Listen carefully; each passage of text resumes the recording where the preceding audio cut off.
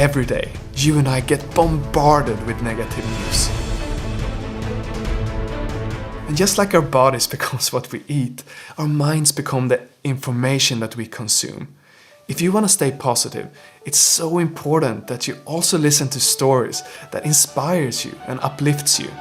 In this podcast, we interview world-leading experts dedicated to solving the world's most pressing problems. And if you stick around, I promise you will not only be as informed as if you watch the news, you will feel uplifted, inspired, and have more positive energy in your life. Welcome to Great.com Talks with. Hi and welcome. Today Great.com talks with Abraham Bonowitz, who is the Executive Director of deathpenaltyaction.org. And if you haven't heard of them before, they are the leading anti-death penalty organization in the US. So if you're new here into this podcast, you definitely want to press subscribe on YouTube or in your podcast app, because today we're going to learn what we can do to abolish the death penalty in the US. So Abraham, thank you so much for taking the time to speak with us today. I'm glad to be with you today. Thank you for having me. Thank you. And so how would you describe death penalty action for someone that is not familiar with your organization? Well, we're an organization that basically provides tools for action for anybody that wants to oppose executions in the United States.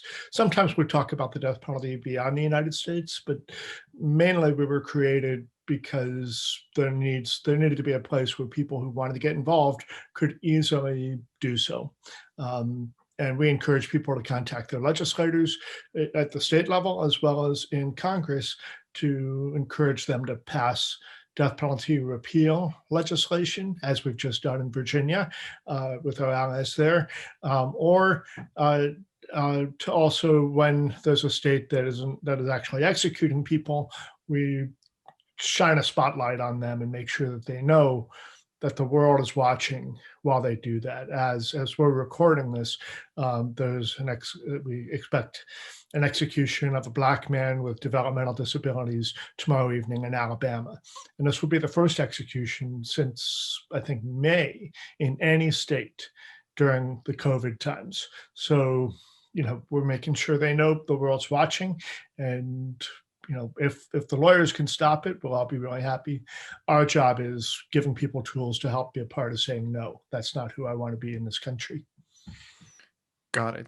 And for people to say no, they need awareness of what is going on. And my guess is that maybe US citizens, but definitely people from the EU, I'm from Sweden, are not aware of either the history of the death penalty in the US or what is currently happening. So could you paint a picture of the death penalty in the US? Sure. If you were to look at the history of lynching, which I'm sure you've heard about in the United States, or slavery, it's the South and in the Southeast in particular, and that so too is where most of the executions happen in the United States. Not all, but we're at a place where now 23 states have rejected the death penalty in the current era. So since 1972, 12 states haven't had it, but we've been able to abolish it in New Jersey, New Mexico, Illinois, Connecticut, Maryland, Nebraska. For a minute, they overturned that.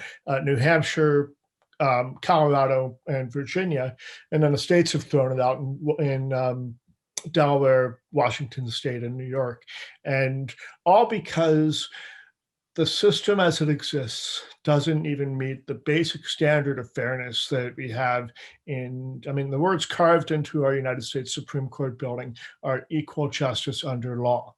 And anybody that's ever encountered our legal system understands that we don't have that. What matters more is how much money you have, how much money the prosecutor has because you have to have enough money for a death penalty trial. And then race and politics play a big role in it too.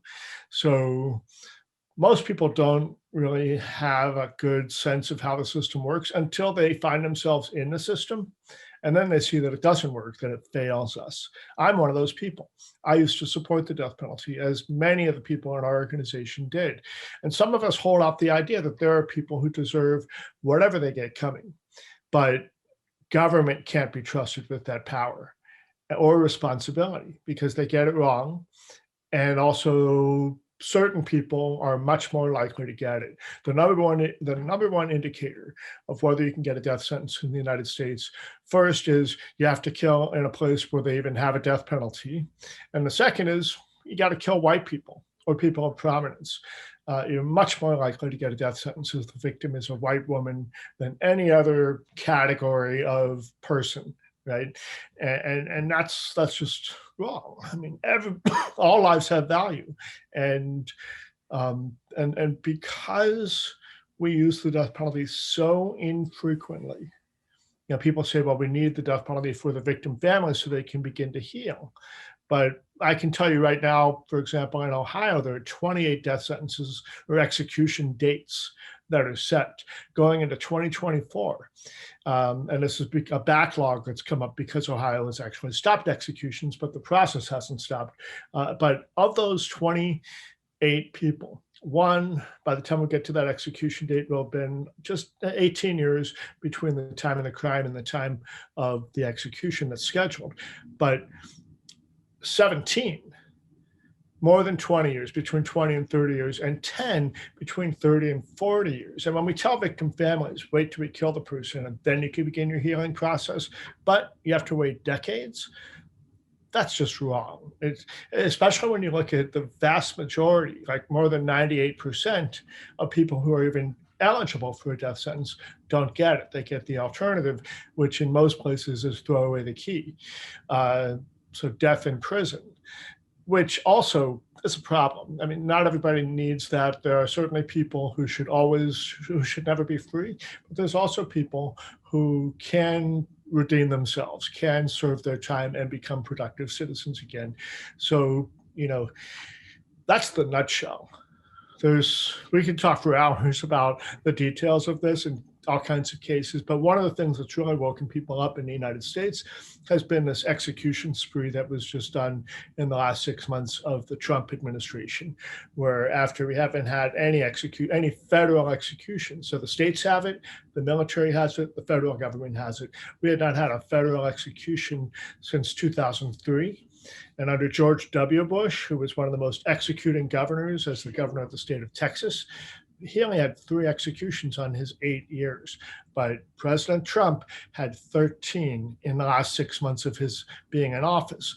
And all of them, there was a problem. And somehow they had greased the rails up to the US Supreme Court and turned the US Supreme Court into a rubber stamp for just letting them do whatever they want to do. And that's become a problem. So a lot of people have woken up about that. Our organization has exploded in membership, and people are making donations and helping us do the work. And it's created a whole opportunity for us to do a lot more work. And especially because what's happening now is, Congress has become, the Democrats have the ability to do things without being blocked now. I don't want to say they have absolute power, but we have the Democrat in the White House who's committed to abolishing the death penalty as part of his campaign. And now we have the Democrats in the House and the Senate. Our organization is not Democrat or Republican, but we know that we can move our agenda forward under this current administration. So that's what we're doing. And when we're ready, I've got a little video I can play with Representative Ayanna Pressley, whose bill we're organizing around to help pass it. That would end the death penalty in the federal government. I understand there has been an explosion of interest when those unfair executions are going up. And I understand as well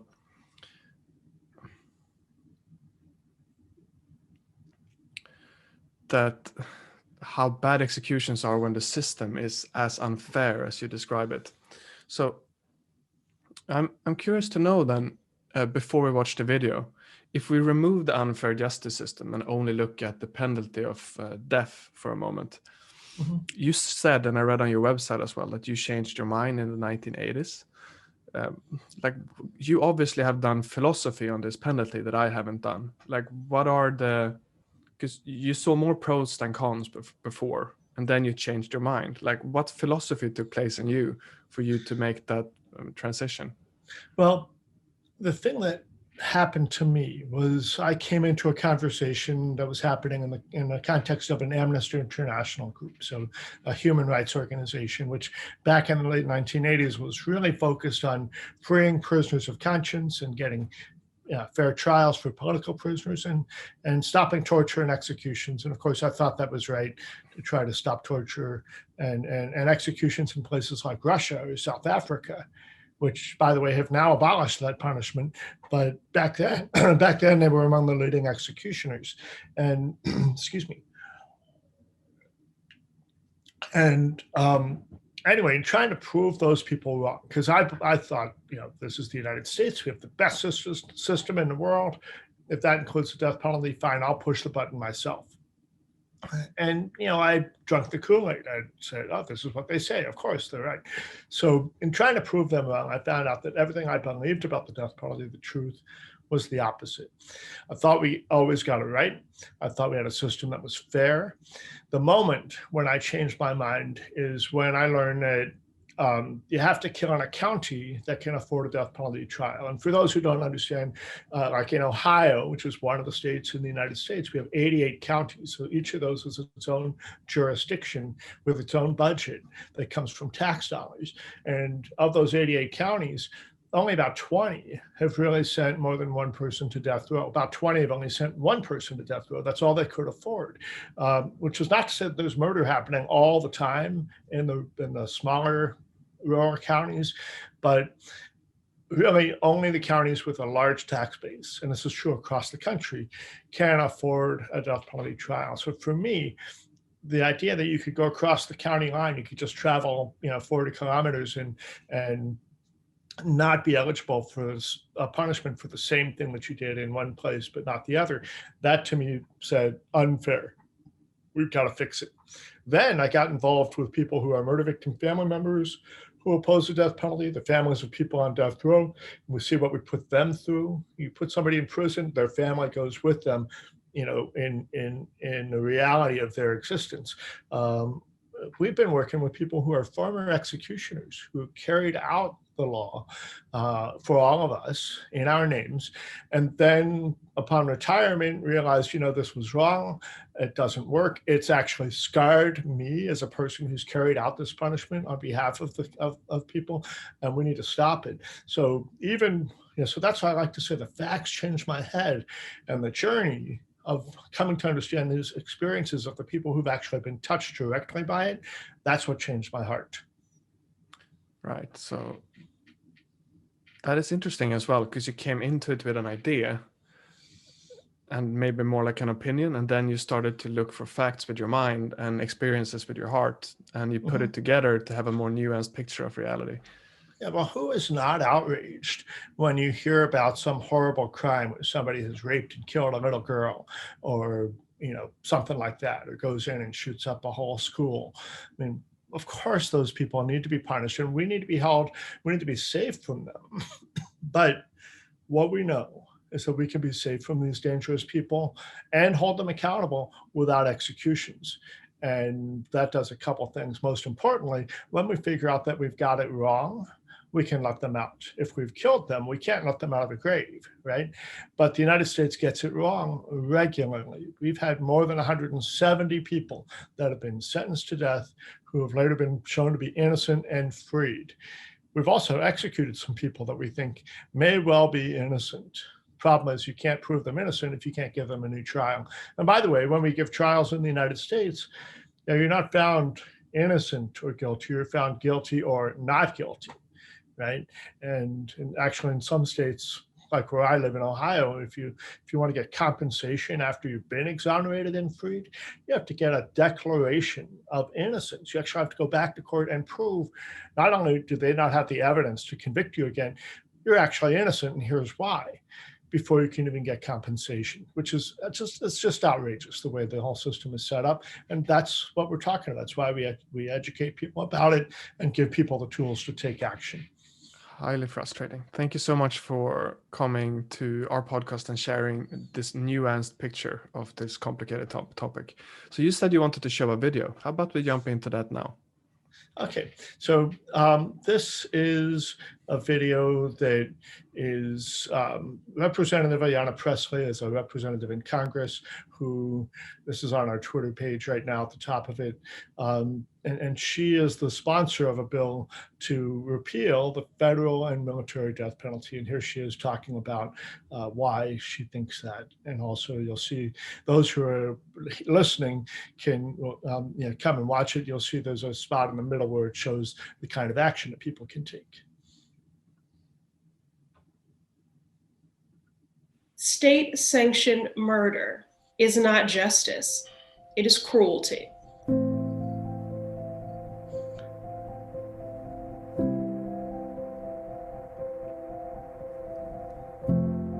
The death penalty is not a deterrent. It is not a solution, and it cannot be reformed. At its core, the death penalty is deeply flawed. We must stop responding to trauma with more trauma. It is incumbent on President Biden to take swift, decisive, and bold action. During his campaign, he told voters that he wanted to get rid of the death penalty, so it is our job to hold him accountable to that promise. The movement to abolish the death penalty will not be successful until Congress passes my bill with Senator Durbin. H.R. 262 will permanently end the death penalty once and for all. If we keep pushing, I'm optimistic that we will defeat the death penalty. So call your members of Congress and tell them to co-sponsor the bill. It is time for the United States to join the majority of the world's nations and finally end capital punishment.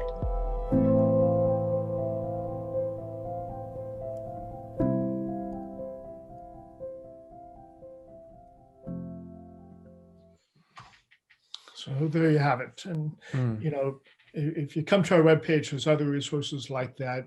There's also, for people that don't live in the United States, we've got a petition that you can sign. And we actually encourage you to get out a piece of paper and a pen and an envelope and a stamp and write a letter to the US ambassador of your country where you live and tell them, hey, it's time for you guys to catch up. Let them hear about it too. You have a voice too. I'm trying to feel into my gut feeling from this video. And what really stood out to me was that during the Trump administration, there was 13 compared to 3 in the last 57 years. There's like unbelievable increase. It's 3 in the last, in under the Bush administration, but actually under Kennedy, there was, I guess that's about right. But it's really since the 1950s. Yeah, and I was completely unaware of this. So being unaware of this rapid increase in this punishment, that worries me, that could happen like so in the dark.